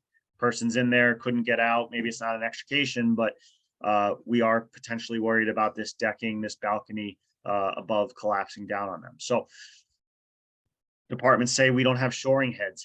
We can't shore. Well, let's say this department doesn't have shoring heads. What are they able to do? So even with this, I think they probably used the multi-head, which is the one that comes with all of the highway kit. They used their gold struts. They used hydrofusion. So, they did not shore 90-degree vertically, because why? Well, in this case over here, obviously the car's in the way. So they're thinking outside the box. In this case, it's hard to tell. Maybe they could have, maybe they couldn't have, I'm not sure. But what they did do is use pickets to make sure that those bases were not going to kick out because they were not going at a 90-degree angle. So some really good stuff there. My only concern here is seeing the hydrofusion hose hooked up. Did they try to lift this? Again, if they maybe they just used it to get contact with it, and that's fine. But just realize a hydrofusion pump is not going to give you any feedback, meaning it's one of the reasons we don't use like a winch to pull someone out of a confined space or an aerial to pull someone out of a confined space. You're not going to know if they're stuck on something and you're going to rip them right out. In this case, you may not even realize that you're starting to lift this deck. You may take it off of this last column that's holding it in and potentially cause a failure. So that's my only concern there. A couple of things to point out here. We mentioned before, and I'm just going to a majority of fire departments where they have a highway kit and they say, hey, you know what, I'm going to go back in this case, so bear with me. They have that highway kit and say, hey, you know what, we want to buy a couple hydrofusions so that we can lift our cars, right? So that's an excellent option. The hydrofusion is going to give us, if you buy a 10-inch hydrofusion, it's going to give you about 25, it's about 25 inches long and gives you 10 inches of lift. If you buy a 16-inch hydrofusion, it's closer to 33 inches long and it'll give you that 16 inches of lift. So why am I bringing this up? I said all day or all evening we're not lifting, because we talked about maxing out our lengths pretty quickly. So a 37 to 58 inch strut and a 3-foot extension is going to give us about 8 feet. When we talk about that 1, 2, 3 rule here, it does not apply to the hydrofusions. So to go ahead here, this same scenario, if I needed that additional height and I only had gray struts, can I use my hydrofusion as a really expensive extension? And the answer is yes. So now I'm potentially giving myself 10 to 11 feet of height if I put my gray struts into the hydrofusion. Again, I wouldn't want to put the pump on there, but I could absolutely use the hydrofusion in a shoring scenario if I needed that additional length, because I don't have gold struts or I don't have longer gray struts. So that could get you up to that 10 or 11 foot height by putting the struts and extensions in there. So I like to bring that up as an option if that's what you're faced with. So any questions on that? If not, we will continue on. I have the chat window open, so if you have a question, you don't have to unmute yourself or anything, you can just type it in there. So let's not overlook the standard box crib. The 4x4s in a Lincoln log pattern. We are generally limited in height to 3 times the footprint. Most standard rescue truck cribbing will max out around 48 inches tall anyway, which I believe is what the FOG recommends. And I'll explain that on the next slide, how we look at that. So 2x2, meaning if I'm using 4x4 cribbing in a 2x2 Lincoln log pattern, it's going to be 24,000 pounds of stabilization. If I do it in a 3x3, it's going to be 54,000 pounds. That's 6,000 pounds per contact point. Again, only assuming that the load is on each contact point. So if I have a 2x2 cribbing stack, but my load is only touching 2 of the contact points, I'm really only able to do 12,000 pounds. Not that we're calculating that on scene, but just realize that that is the science or the math behind it. So again, when we talk about that and how we build that and how I came up with that 48 inches there. So our overlap, so a 4x4 cut to 22 inches, just as an example for here, 4 contact points. I want an overlap equal to the width of my cribbing. So in this case, my 4x4 is we know 4x4 is actually 3.5 inches, unless you're buying it from, Mighty Oak Sawmill or Brennanbrook Farm. Maybe then you can get full 4x4. But 3.5 inches is going to be my overlap. So what that's going to do is 3.5 times 2, overlap on either side is going to be 7. Subtract 7 from my 22 inches is going to give me a footprint of 15 inches. Multiply 15 inches by 3 is going to give me my max height, in this case of 45 inches. So Alex always talks about the story. If you want to tell it, that's fine. Why'd you guys cut your cribbing to the length that you did? Yeah, so in Volley department that I belong to, I questioned why they cut the cribbing to the length what it was, because once I started going through the math with them, things were just not adding up. And the answer that I got was that it fits nicely in this canvas bag. So yes, 100%, it does fit nicely in that canvas bag. They can carry 8 pieces of cribbing, but they were only 18 inches long. So as you can see by Dan already doing the math, this is a 22 inch. We've taken a couple of inches off so it fits in the bag.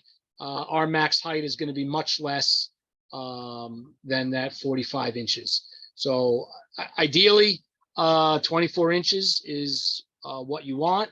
But I guess it all depends on what you're going to carry it in and where you're going to place it on your apparatus. Yeah, storage obviously becomes a huge issue. So, and again, this box cribbing, it gets used. So if you guys remember a couple months ago, this was a balcony collapse in New Jersey, where basically a concrete slab balcony came down on another one, and there was someone trapped under here. They had to breach through the exterior wall, but you can see no fancy shoring, no fancy T's, double T's, lace posts, just regular old box cribbing that every rescue company has, or squad or rescue engine. So don't overlook the basics that we have in our cache for some of these incidents, is the bottom line there.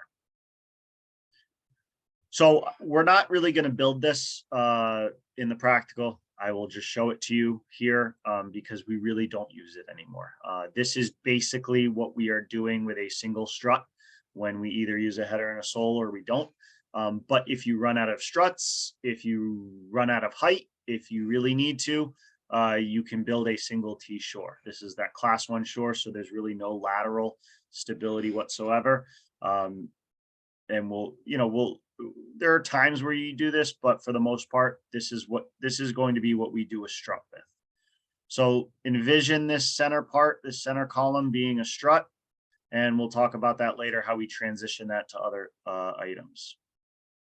So type of wood to use, softwoods, and I'll let Alex go on this in a minute, but it's going to be Douglas fir generally in our area, or southern pine if you're in other areas.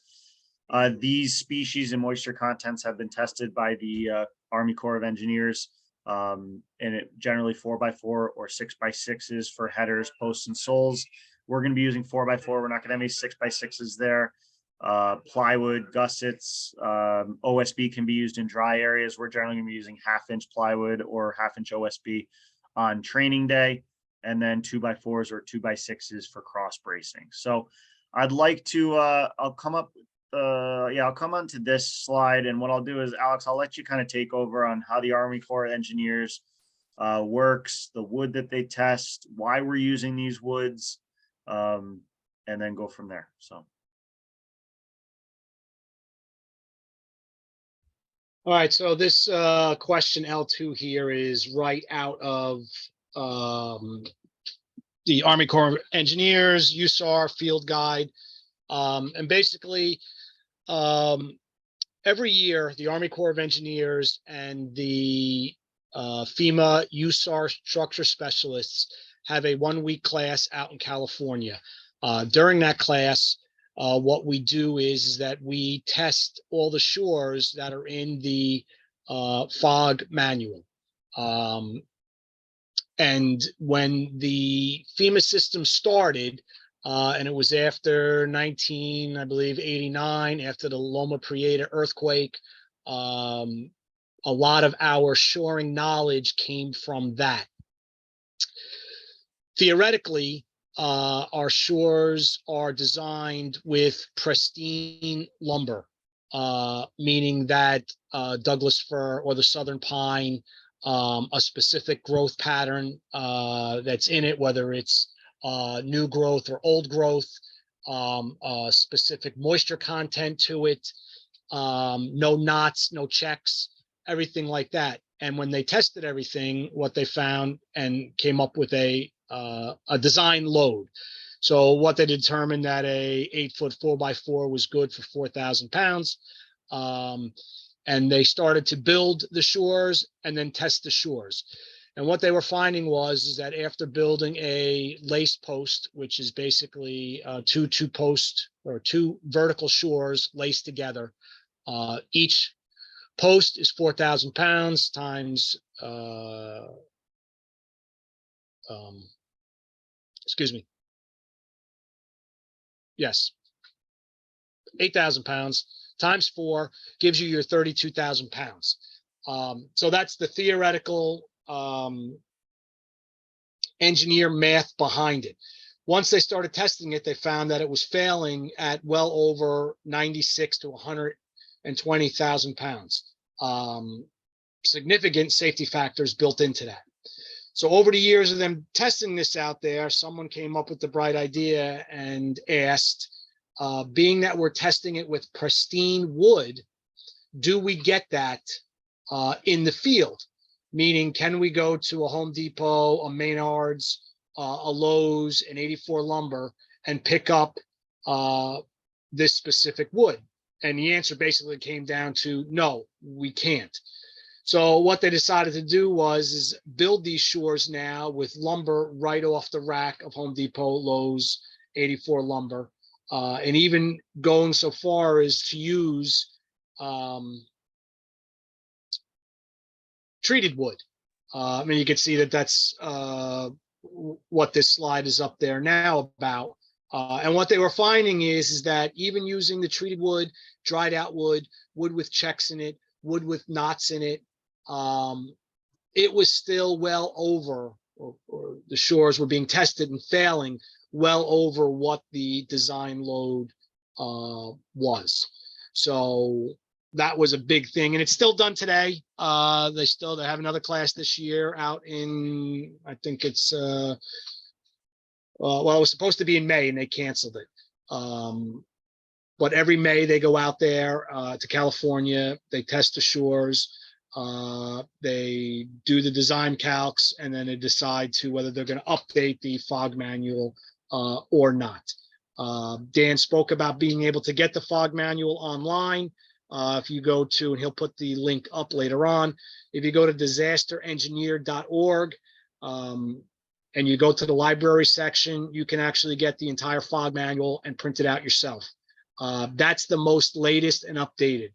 So every time that they test the shores and they get the approval to change the manual, they'll put it in there first before they go and print it for sale. And I think just the bottom line, that the overall of this is, listen, if we're speccing out a rescue truck and we're buying cribbing, let's go buy the right #2 Douglas fir. But if we end up at that incident and we run out, we're not going to kill us or anybody else if we go to Home Depot and get the best wood that we can find. Oh, That's really absolutely. the takeaway. But and I've seen it done. You saw it done. You know, the job bought trailer loads of this wood, put it on collapse rigs, and if it's not kept at the right moisture content, if the wood is not rotated properly on a specific time frame, what happens? Now that pristine wood dries out, it cracks. So we're spending more money to get the right wood that's tested, but in Not the taking end, care of it. Yeah. when you go to use it, it's the same stuff you wind up getting off of the shelves of a large box store. Yeah. So why Douglas fir and why softwoods? Lower, even though they do have a lower capacity, the idea is that we're building in a safety factor in there. So the softwoods are not going to snap and fail. Not only are they going to give us a visual warning of, starting to split, but the visible warning side as well. This is going to be one reason, though, that we do like to use them integrated into the strut system. So where we talked about that one picture, which I have no problem with, the base of the strut right on the ground and the head of the strut right in the air, right against the beam, that's absolutely fine. The only downside of doing something like that is we're not putting in our built-in safety there. A strut is not going to show signs of failure. Now, in that case, it's a port. I'm not worried about it at all. But in a more unknown type situation, just be aware that no wood, if we're not putting wood into our system, we are not going to have some of those safety factors built in of what might happen. So if we are going to use wood shoring operations, these are generally going to follow up the temporary struts that we put in. These are going to be more stable than those spot shores that we put in with struts, and they can be erected, as I said, in a worst case scenario, just to free up our Paratech equipment and be able to put it back into service or put it into use somewhere else at that incident. So how do we do that? There's basically 2 ways that we would change and transition from a Paratech shore to a wood shore. The first would be that we have our Paratech shore up. We do not touch it. We simply erect whatever wood shore that we choose to use adjacent to that Paratech shore.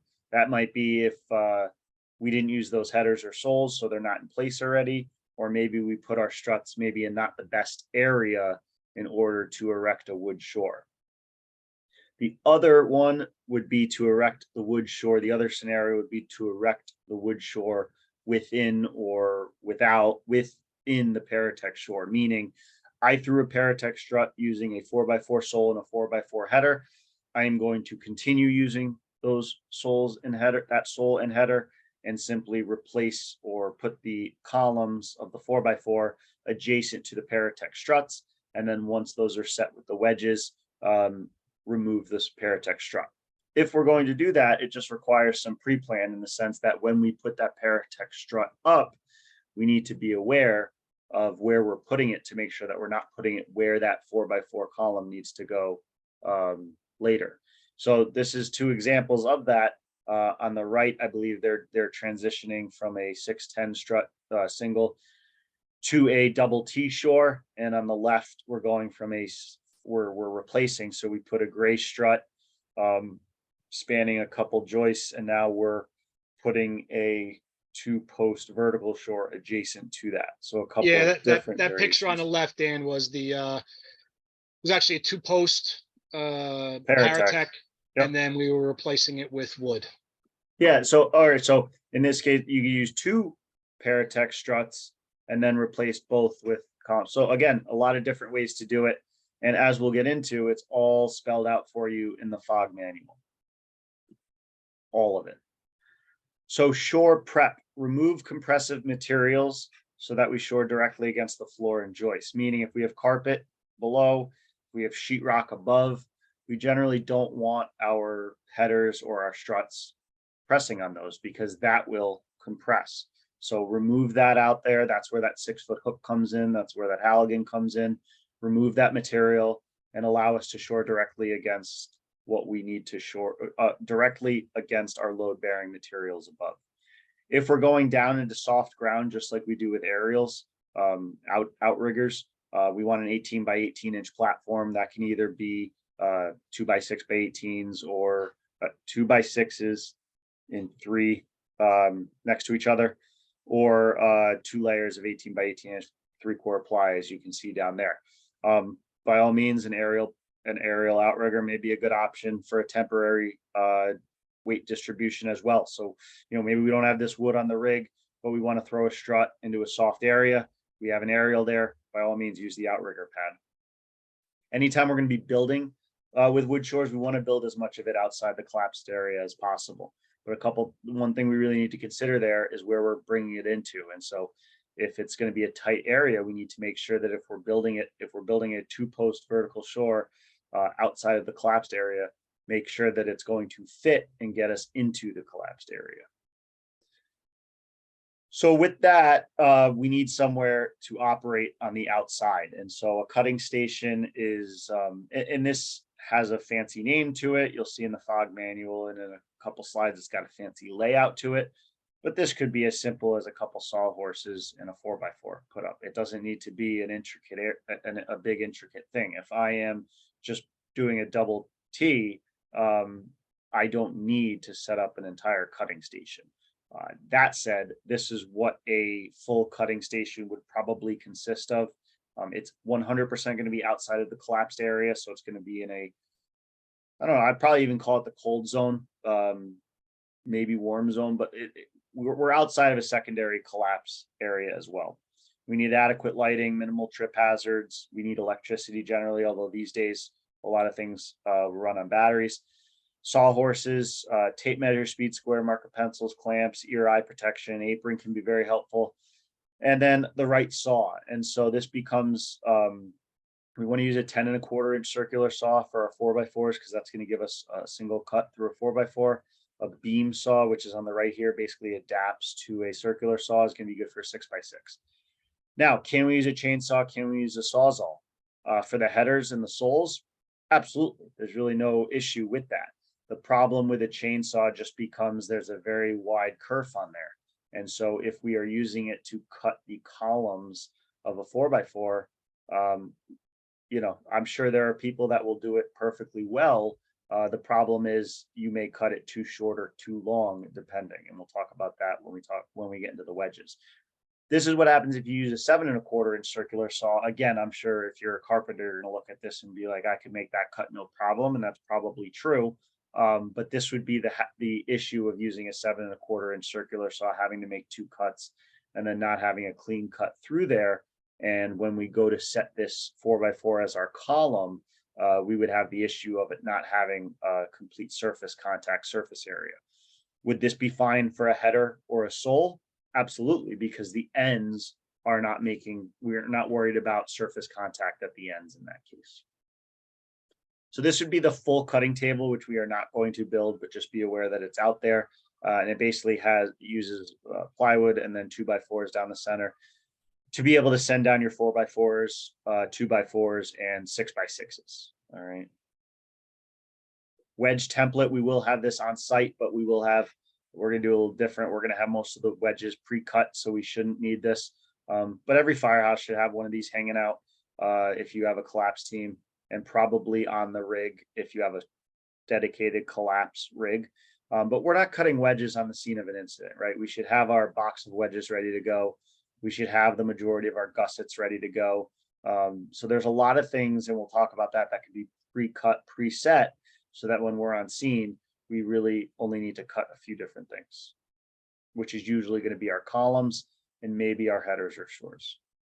So one of the first slides we put up this with was how the Shor works with collecting the load and whatnot. Now we're going to get into the actual parts. So I mentioned that header there. That's going to be the part that spans our weight bearing load above us and is going to collect all of that. It is then going to go into our post, which can be a 4x4 or 6x6, same with the header. In our practical, this will also be a strut. Our sole, that 4x4 or 6x6 at the bottom, again, is going to then take that column of load and distribute it below us. Our wedges, which is going to be our length adjustment. So we're on a strut, we can manually extend it and then spin the collar. With wedges, this is what's going to essentially adjust that length. And so we have the 4x4 that we cut to the correct length, but this is how we're going to make it tight. This is essentially that 50 PSI that we're putting into the strut, if you will. And then we'll have gussets or diagonal bracing depending on the type of strut. And this is going to give us that one directional lateral stability. And nails are either going to be 8-penny or 16-penny nails, depending if we're going plywood into dimensional lumber or dimensional lumber into dimensional lumber. When we talk about the gussets or the bracing, just the importance of it, I just want you to think about, this, in this case, it's obviously going to be wood, but just consider some of the other items that we run into on the fire ground or in a collapse incident that have this bracing to them. And so I guess what I'm trying to say is, it was brought up in a previous class. Think about the metal studs that they have now, how weak those are, and how when they're installed, you can spin them very easily and they don't feel like they do a lot. And then once the sheetrock goes up, everything stiffens up extremely, it gets very stiff and it's very stable. And so just consider the importance of these gussets, diagonal bracing on these shores. And until that diagonal bracing is up there, we have nothing more than a couple single T's built. All right, so the headers and the soles. So when we talk about a double T shore, which is just this one on the right with 2 columns, both that and a single T, the maximum, the header and the sole are 3 feet. And so I bring that up because when we mention pre-planning, if we want to be good at spot shores and double T's, there is only 2 cuts that we need to make on scene, and that would be the 2 columns. Everything else can be pre-cut. We could have 3-foot 4x4s on the rig. We could have our wedges. We could have our gussets all ready to go on the rig. And then when we are on scene and we need to cut, the only thing that we need to do is cut the columns. And so that will expedite our shore building tremendously.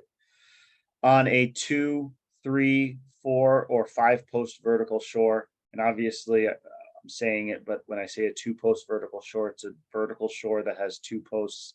A 3-post vertical shore would be a vertical shore with 3 posts. Now we need to get into actually calculating how long our header and sole are going to be as well. And I'll bring up the fog in a minute that'll kind of show that. But we need a 12-inch overhang, and there's a maximum of distance between the columns. And so there's a little bit more calculation, a little bit more research that needs to go into the 2 to 5 post vertical shores, whereas the double T is pretty straightforward. So the post, we said that 4x4 coming down the center, we can't just go to whatever height we want. So for a single T, and if you look back, I think I said the single T maximum height was 11 feet.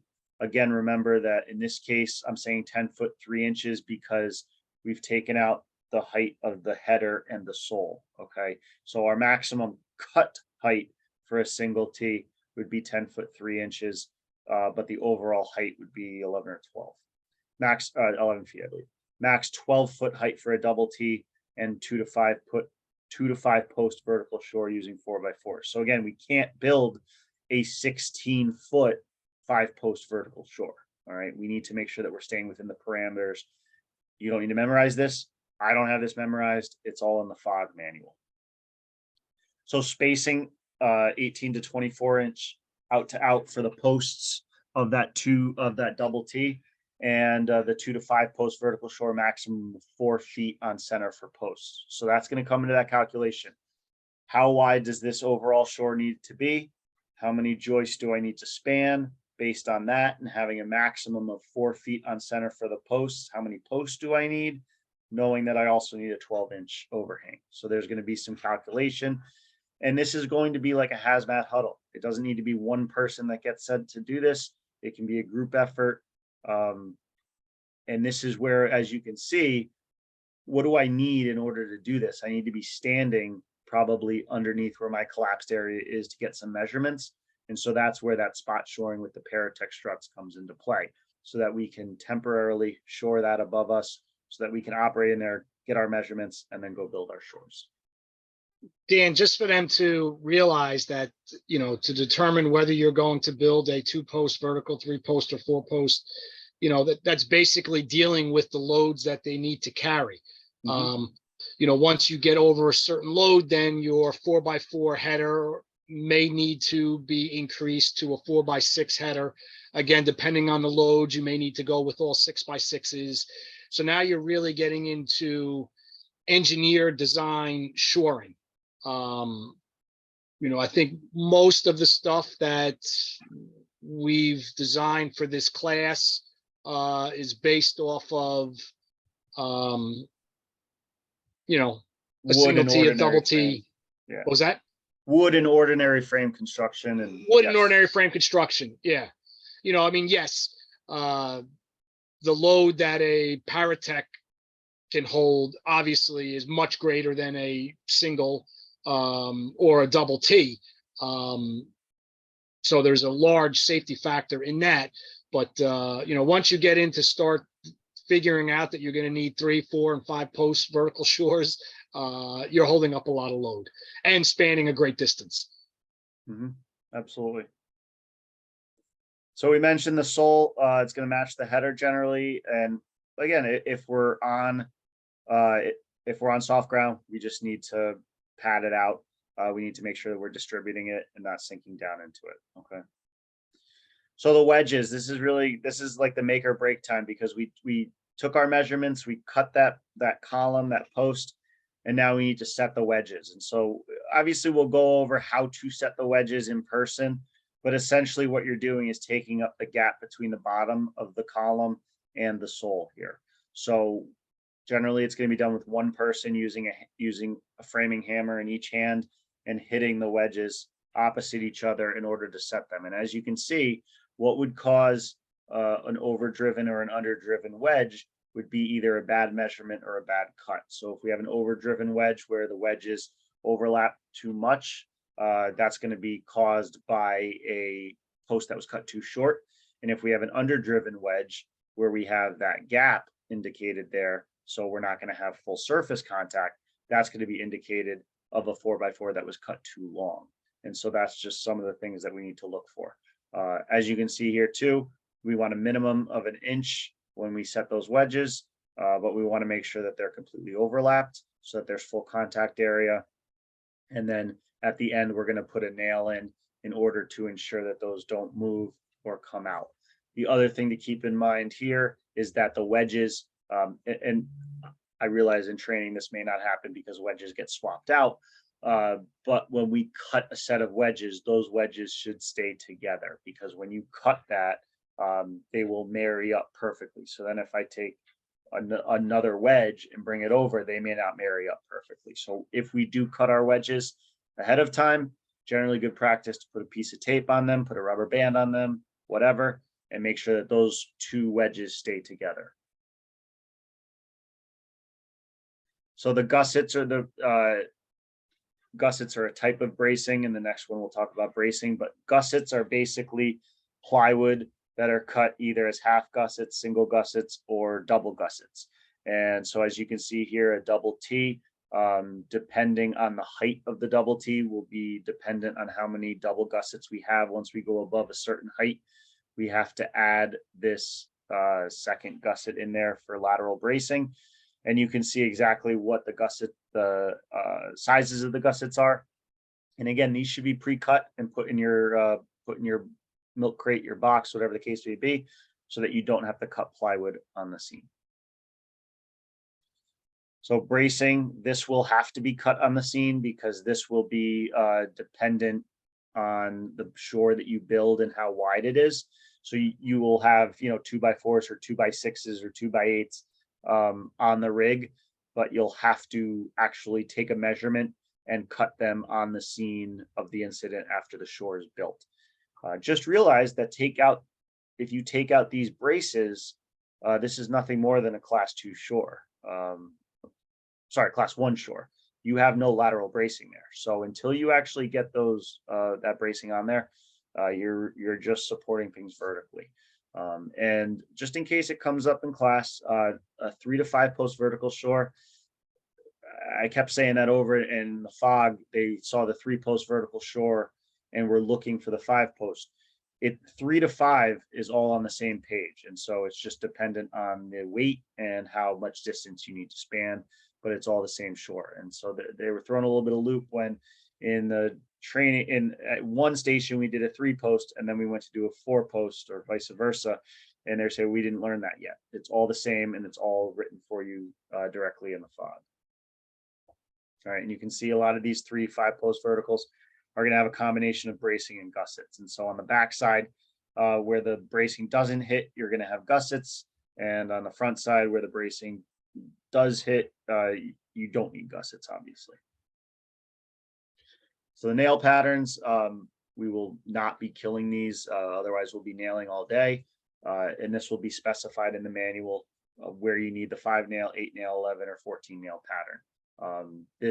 You will see very quickly why nail guns are very popular. And as I mentioned, dimensional, 16 penny nails for dimensional to dimensional, meaning I'm doing a 2x4 or 2x6 to a 4x4. So the braces and gussets would use the 8 penny nails. We will probably use duplex nails so that we can take them out easier. But obviously in the real world, you're going to use regular nails. Just be aware, if you're using regular nails, you're not getting them out. So make sure that your measurements are right before you send everything home. So measuring is one of the more important things for that column height. And guys, if you're wondering, we're wrapping up in probably 10 minutes or so. Measuring, so personnel entering the area, we have to have a tape measure at this point, right? We can't swag it with like we can with struts and say, hey, this 6-foot hook fits, so 610 is going to work. We need to have a tape measure here. All right. Ensure that the area is ready for shoring and don't make adjustments after. Meaning, if I clear debris out, don't take measurements until you clear the debris out. And then if you take that measurement, don't clear additional debris out, because that will again affect your measurement. All right. We're going to measure where each column is going. So if I'm doing a 3 post vertical shore, I should take 3 measurements where the 3 columns are going. If I'm doing a 5 post vertical shore, I should be taking 5 measurements. If I only take 1 measurement and it's the longest height, then at some point, one of my columns is going to be too long. Okay. So I'm going to take measurements where all my columns are going to be, and I'm going to use my shortest measurement. I can always pad out. I cannot take out length though. Subtract header, sole, and wedges. So I'm going to take that measurement. But if I'm taking the measurement from the ground to my beam or joist that I'm going to support, I need to make sure that I'm taking out the 8.5 inches to factor in the 4x4 header, the 4x4 sole, and the 2x4 wedges. If I am taking a measurement with my struts in place and I already used my header and my sole, then I'm only subtracting 1.5 inches for the 2x4 wedges. Okay, so that's an important nuance to remember. Communication is, as always, going to be a big issue, not issue, but factor that we need to consider. Who's doing that subtraction of the 8.5 inches or 1.5 inches? And that's something that is always a point of discussion. should the guy that's taking the measurement be responsible for everything and do the subtraction and call out the measurement that he needs it cut to? Or is the person taking a measurement in an area that's not maybe super structurally stable, doesn't, maybe needs to be looking around at what's going on and just needs to call out what he reads on the tape measure, and the people that are outside in a safe area can do the math? I don't care, but it needs to be communicated. I mentioned the hazmat huddle before. Just make sure everyone's on the same page. Make sure we know what shore we're building. Had a couple classes where maybe half the guys thought they were doing a double T and the other half thought they were doing a 2-post vertical. So just whoever the officer is, guys, we're building a 2-post vertical shore. Here's the fog. This is what we're doing it out of. Make sure that you're following the fog. Every incident that I've built shores, which are not many, and they don't happen often, the fog was out and we were referencing it. Okay. So it is definitely used on the scene. As I mentioned, make sure we can assemble as much as we can outside, but make sure it's going to fit into place to get it into, make sure it fits to get it where we need to. If assembly is done closer to collapsed area, lay it all out outside. So if we have to build it outside and we're going to walk it in, lay it all out outside, meaning, so if we're doing a 3-post vertical shore and we can't build it outside and bring it in because of size, make sure that we're at least laying it out outside and make sure we have all of our components before we walk it in pieces, so that we don't get in there, start building it inside of the collapsed area, and then realize that we forgot one column or forgot something outside. Use our time efficiently. Many things can be built without the column measurements. So if we're sending a crew in to do something, make sure that we have the wedges, make sure we have the gussets, or sending a crew in to get measurements, make sure we have everything else ready to go, because we don't need to do a lot of the other stuff. I mentioned the chainsaw and sawzall for the headers and soles might be fine. When we go in to install the shore, make sure we're bringing extra 2x4s, extra wedges, so that we can pad above the header. Because again, if we have a beam at an angle, I say we're taking multiple measurements. So if not all of our measurements are the same, we're going with the shortest one, which means at some point we're going to have to pad up. So just make sure you're bringing in that extra stuff in order to do that. This is a example of the fog manual. So this would be if we determine that we're building a double T shore, and you can see that it spells it out. It spells out a material list. It spells out a design load based on the height, and it gives us step-by-step directions exactly how to build it. This is going to be available for us at class for every single shore, wood shore that we have to build. Okay, so we are not going to have to guess. It will be right there for us, and you can read that here. And again, you'll have the link. It's kind of nice, actually. You'll have the link to the fog manual ahead of time. So by all means, scroll through it and kind of see what it tells you with this stuff. So that's the double T. This is a 2-post vertical shore, a class 2 shore. So we'll definitely be building that. So again, this is the 3, 4, or 5-post vertical shore of class 2 shore. So whether you're building it with 3 posts, 4 posts, or 5 posts, it's the same shore. So the practical session, for those of you that are coming to that, and hopefully for the future, I'll be able to run this class again and just reference this, online class to watch before. We're going to show up at, we're going to start at 8:30 sharp. We will spend 10 to 15 minutes answering any questions that you may have from the PowerPoint. We will go through the Paratech Strut Lab as a group. We will go through a basic cutting table, gusset, wedge cutting kind of lab, if you will. If we need to cut some, we will. I don't foresee that we will have to, which should speed up, give us some more hands-on on the other stuff. Then we will go through spot shoring, transitioning to a double T. We'll break up into 3 groups at that point. Spot shore with Paratech strut, transition to a double T. 2-post Paratech strut, transitioned to a 3-post vertical shore, and basic grip hoist operations. Our next set of group of 3, our 3 stations will be a car into a building, where we have to do a temporary shore, pull the car out, and then build a wood shore. Basic bipod operation, and a basic cylindrical lifts, meaning you have something round on the ground or on someone, lift it either with hydrofusions or airbags. And then we'll have our scenarios, our 3 scenarios to wrap up the day. So we're going to set up a tree on a house scenario. We're going to set up a car into a building with entrapment scenario. And we're going to set up a slab on a worker at an excavation site scenario. So break these down, they're, you call it more advanced lifting stabilization, but factor in the shoring, factor in the instability, factor in the location of it.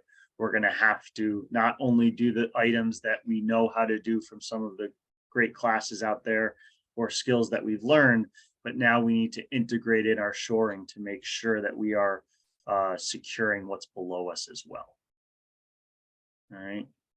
So that's pretty much it for the PowerPoint. Went right about 2 hours, so pretty much perfect. I don't see any questions in the chat. Obviously, there's only a couple people on, but for those of you that are attending our practical portion, any questions that you have, anything you need clarification on, please bring those questions with you. Alex, do you have anything to wrap up on before we sign off? No, I think we did a good job explaining most everything. Everything's going to fall back on the FOG manual. We'll have that out there. Yeah, that's good. Sounds good. Well, guys, I'm looking forward to the practical portion. Those of you that tuned in tonight, thank you. Those of you that I will see then, looking forward to it. So have a good night.